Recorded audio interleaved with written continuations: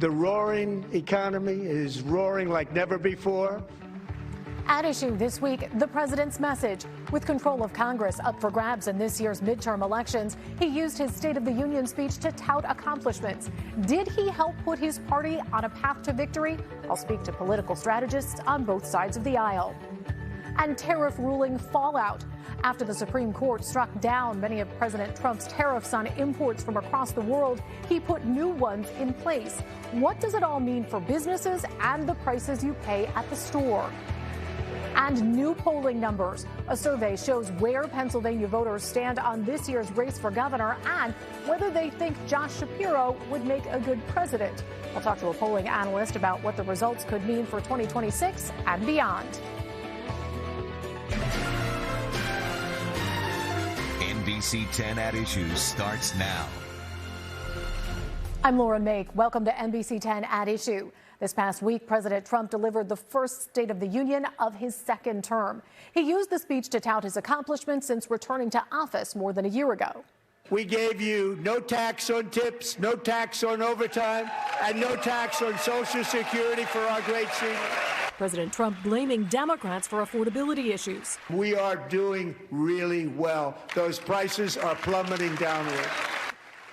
He also put a spotlight on immigration issues. It was one of the key issues that helped put President Trump back in the White House. But polls show public support for his handling of that issue has dropped after recent ICE operations and the killing of American citizens by federal agents. During the speech, the president tried to put Democrats on the spot, asking lawmakers to stand. If you agree with this statement, then stand up and show your support. The first duty of the American government is to protect American citizens, not illegal aliens.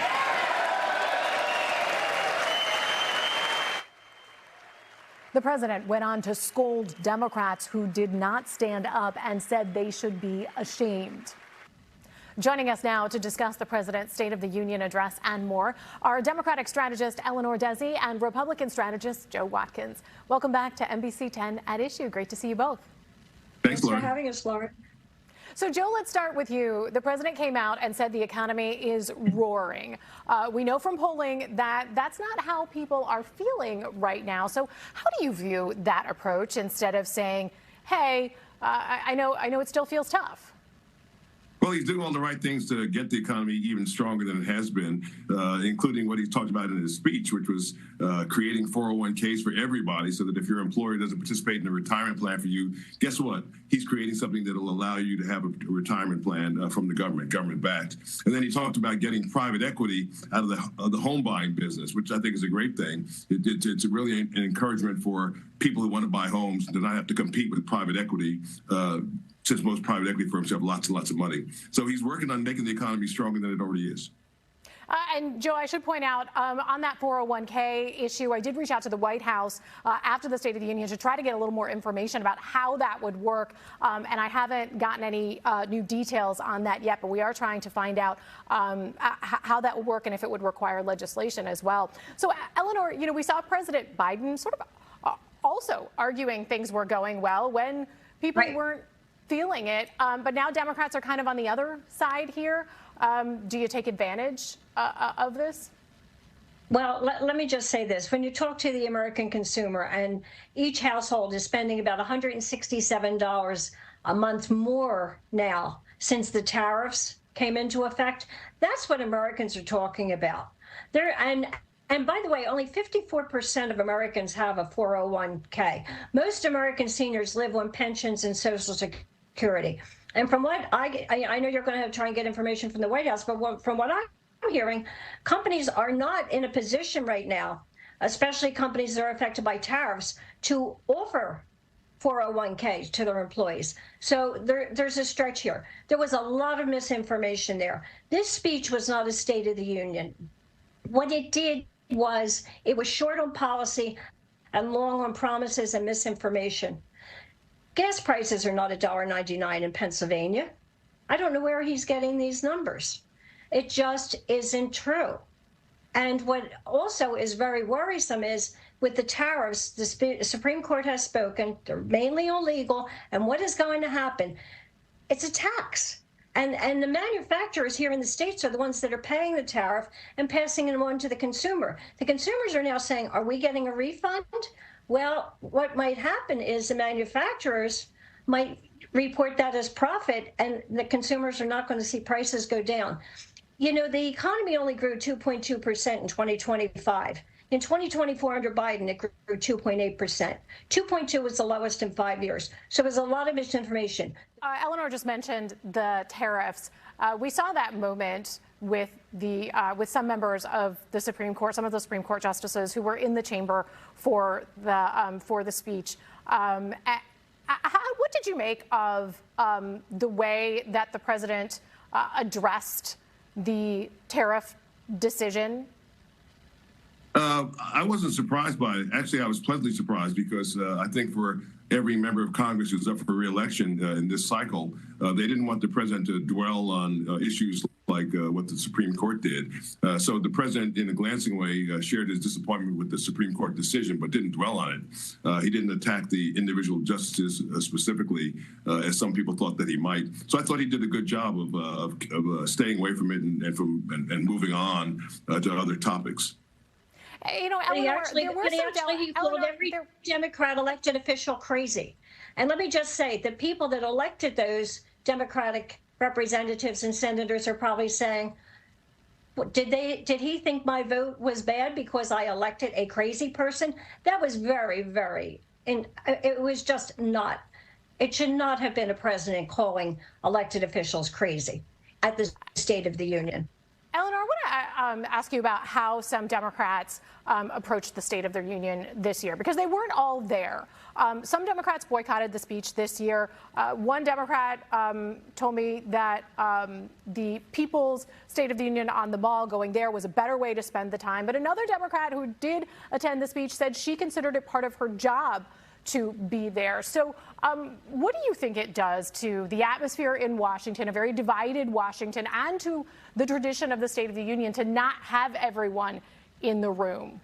I think it demonstrates that we are a nation divided, which is very sad because we're coming up on celebrating our 250th anniversary. And I had hoped that the president would talk more about being inclusive so that we could get together. But obviously, some of our elected officials were making a statement. I also had heard that Representative Jeffries had said that he really did not want anyone making a scene. And a lot of them felt that they could not, you know, maybe they wanted to say something, so it was better that they not be there. But, you know, in politics, there's an old saying, when two people agree on everything, one is unnecessary. So I don't think it was necessary for everyone to be there. I think they were making a statement.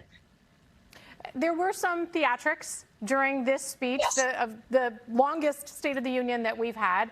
And there was that moment where the president asked lawmakers to stand if they agreed with his statement about the American government's responsibility being to protect American citizens. Joe, what did you think of that moment? Did you think that it was effective? I thought it was a great gesture that Democratic U.S. Senator John Fetterman was there, and that he felt free to stand and clap with things that he agreed with, and other matters with which he didn't agree, he kept his seat. And that's the way it's supposed to be. I think for the most part, you know, you're elected by the people of your state or your commonwealth to represent them and do a great job for them, and not to necessarily play a theatrical game. And so I think what John Fetterman did was the right thing. You know, he stood and clapped on matters that he agreed with. He stayed seated on matters that he didn't happen to agree with. And if everybody did that, we would have had maybe even a more civil event this past Tuesday. Eleanor, what did you think about the calculations for Democrats in that moment? Pardon me? What did you think about the calculation for Democrats about what to do in that moment? Well, a lot of them stood, especially, you know, most of them stood for, you know, when different stories were told about people that were being honored and recognized. Senator Warren stood along with many, many others about the inside trading. So, I mean, as Joe said, a lot of them stood and clapped and applauded for things they believed in and things that they felt that they represented their constituencies. And they sat when they didn't. So, I mean, I thought it went, I didn't think it was very much theatrics. And I think a lot of people were very concerned because there was a lot of misinformation. But I think what they knew was that they would respond the next day, and believe me, the response is going to be in the primary elections on May 19th. Well, let me ask both of you before we wrap up, and we're just about out of time. Quickly for both of you, what did the State of the Union, the speech, the reaction, the night, what did it tell you about the midterms? Eleanor, we'll start with you. Well, I think that we are going to take back the House, and I think you're going to see some changes in the Senate. I think the polls are showing that people are very, very concerned about the economy. They're concerned about inflation. They're concerned about job growth. They're concerned about many, many of the issues. And also, they're very concerned about Social Security, Medicare and Medicaid, and the SAVE Act, which is very, very targeting women voters. And I think women voters are going to speak to that on May 19th. Joe? I think that history is on the side of the party that's not in power, but I think Republicans have a great chance to outperform. And I think the speech gave them a tremendous boost. The president stuck to domestic issues, and I think that those members of Congress are able to go back to their districts with a head of steam to regain their seats in the coming fall.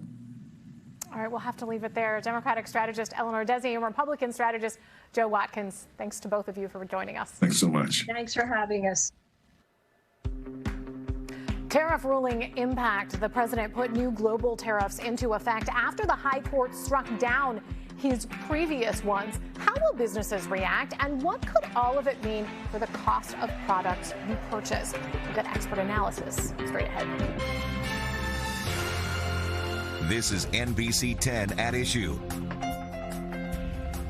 President Trump last week put in place a global tariff of 10% after the Supreme Court struck down his previous tariffs on imports from across the world. The administration is aiming to raise that global tariff to 15%. Now, the president issues the new global tariff under a different law than the one used for the previous tariffs, which were ruled illegal. He called the court's ruling a, quote, ridiculous, poorly written, and extraordinarily anti-American decision. And joining us now to talk more about the impact of the Supreme Court's tariff ruling is Lauren Swartz. She is the CEO and president at the World Affairs Council of Philadelphia. Welcome, Lauren. Great to see you. Thank you. You and I have talked tariffs before. So before we get into sort of what happens now, tell me what the immediate reaction was. I know you talked to a lot of people who are either involved in trade or touched by it in some way. When this came down, what was the reaction? I think the reaction felt like relief. Relief maybe financially, but also relief that the Supreme Court, the word Supreme Court means a lot in this country, that this could be a final and clear ruling that would allow businesses to plan. Do you think it has done that? No, that relief lasted just a few short hours with President Trump on Friday evening signing an executive order using a different emergency tool in his toolbox to implement 10% tariffs, which then we know on Saturday he verbally committed to raising those to 15%. So there's still some uncertainty about where things are going to go here. Yeah. And let's talk about here in this area and in the Philadelphia region, in Pennsylvania, certain countries tend to be bigger trading partners than others. So what's the difference sort of now from where we were before with some of those larger tariffs? What's the impact here locally? I think the impact is still unclear. Right. There's estimated that Pennsylvania import companies paid about $4 billion in tariffs over the past year. And so that comes from all different types of goods that we import that are inputs into manufacturing and agriculture, and then the things you and I buy at the store every day. So it's a huge variety of different things that have been under tariff. And I don't think businesses quite have a handle yet on what that means for them and if it's going to stick around. We know that initially when the tariffs went into place, we talked a lot about sort of the lag that companies had stuff that they had already purchased before the tariffs went into place. So, maybe prices weren't going to go up at first. But now you've got a situation where people bought things when the tariffs were in place. Right. So is it the same kind of lag that you might not see prices coming down because they bought stuff when it was more expensive? I think that's what we can expect, is a lag in what we might feel as consumers, or you might feel as a business buying inputs from another importer, what the prices will be. right, Trump said, oh, we're going to raise this 10% to 15% as soon as possible. But this new tool that he's using has a 150-day expiration on it. If you are an importer in Pennsylvania purchasing things from Asia, you're putting things on a boat, they might not get here for a couple of months. So what the price will be at goods that you order today that are landing in a few months at Philadelphia port, I think is still highly variable. Therefore, I don't think prices should be expected to change much in the near term. There's also this question of refunds, whether that's refunds for American businesses, refunds for individual American consumers. What is the chance that individuals would be able to get a refund? My opinion is that the chance for an individual to get tariff relief refunds is very, very minimal. The organizations that can file for tariff relief and a refund would be the companies that paid them, the importers. And so they're doing that through lawsuits. There's 1,800 lawsuits already filed, and through different portals on the government. Whether those refunds will come through when $175 billion can be processed and reversed back into businesses, I think we don't know how long that will take, but we can imagine it will be a long time. And whether the businesses decide to share any of that refund money with an individual consumer, I think is probably a long ways away. All right, we'll have to leave it there. Sure. Lauren Sports, thank you so much for your time and your insight. Really appreciate it. Thank you. Great to talk to you. Voters' views. A new poll shows where Pennsylvania voters stand as we head into an election cycle that will decide who controls Congress and who sits in the governor's mansion. A polling expert breaks down the numbers for us coming up. This is NBC10 at Issue. A new poll is out showing where things stand in this year's race for Pennsylvania governor. The survey from Quinnipiac University shows incumbent Democrat Josh Shapiro leading the Republican Party's likely nominee Stacey Garrity 55-37. That is very similar from the university's last poll in October. And for more, we're joined by Quinnipiac University polling analyst Tim Malloy. Welcome, Tim. Great to see you. Great to see you. So let's start with that gubernatorial race, a double-digit lead, very early in the year for Governor Shapiro. But for Republican candidate Stacey Garrity, more important really in your findings is how many people said they hadn't heard enough about her? Well, a very big number has not known enough about her, even though she's been around for a long time. So this is a huge gap with not a whole lot of time to go. I mean, anything can happen. But yeah, her uphill fight is recognition, and that's sort of the death knell for candidates. I'm not saying it's over. I'm just saying it doesn't help. But she has some time before before the race in the fall. You also asked about whether people thought Governor Shapiro would make a good president, kind of looking beyond the governor's race. What'd you find there? That's interesting. He's a very popular governor. Morning Consult, tracks all 50, and he's like 6 or 7. So he's a very, very popular American governor. We found actually, though, that it's pretty much a split on whether Pennsylvanians think he is up to the job of the White House. So there may be a lot of reasons for that. Maybe they just don't want him to go. But that's interesting. He's a much more popular governor than he would be a potential president.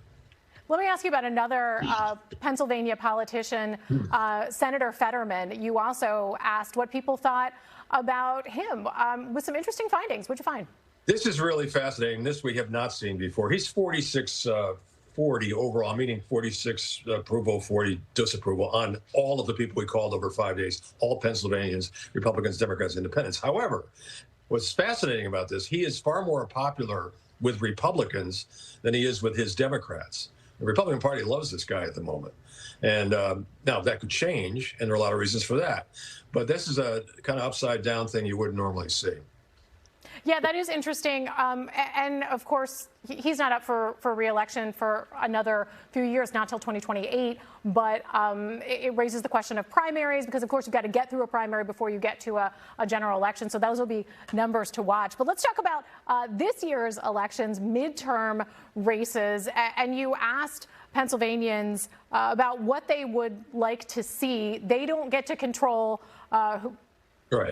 who controls Congress. However, there are a number of key races in Pennsylvania, House races that are going to be part of the decision of who controls Congress. So what did you find when you asked them about You're who absolutely should right. have Every control? state, every state has a piece of the action in its own way, and so does Pennsylvania. We found that overall in the state of Pennsylvania, calling everybody, 49% of Pennsylvanians are for Democrats controlling the House and 43% for the GOP. And we've tracked that in all the states we survey. And that's a number that's kind of universal. Right now, the Democrats who were not more popular are more popular generally to the population. One of the things I found interesting in that particular part of your poll were the independents, because they become so critical, especially in swing districts. What did you find with what independents told you? You're right to be interested in that. The Indies hold a lot of sway these days all over the place, but they would 41% would go Democrat, 36% more for Republicans. So the Republicans do worse with the Indies, and that's got to be concerning, a red flag for them. All right. Well, Tim Malloy from Quinnipiac University, thanks so much for your time. Great to talk to you. Always nice talking to you. Take care. We'll be right back.